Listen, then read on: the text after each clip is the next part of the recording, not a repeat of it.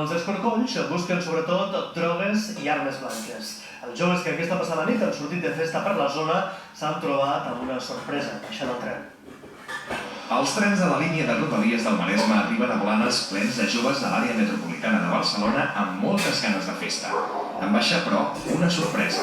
Hay un control, ¿no? De la policía. tío, algo así me han dicho. Els Mossos d'Esquadra els separen en dues fileres, una de nois i una altra de noies, i comencen els escorcolls. He trobat una redada i doncs res, he esperat fins una bona estona que el policia em deixés passar. I és que si les drogues i les navalles es queden en aquesta estació, menys possibilitats que la nit acabi malament. El que fem és identificació de totes les persones i, si s'escau, denúncia per si són portadors de substàncies estupefaents, si són portadors d'armes o d'estris perillosos.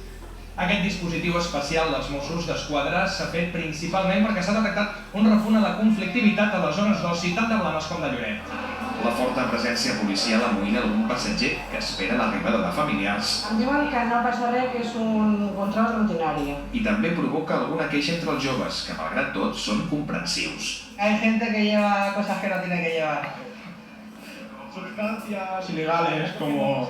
Por ejemplo, vienen cada semana prácticamente. Si vens amb drogues, llavors voldràs barallar-te, si vens amb arma blanca, doncs ells te les treuen i et multen i... Jo crec que dintre del que acaba està bé. Amb tot en ordre, alegria i cap a la discoteca. David Izquierdo, TV3, Blanes.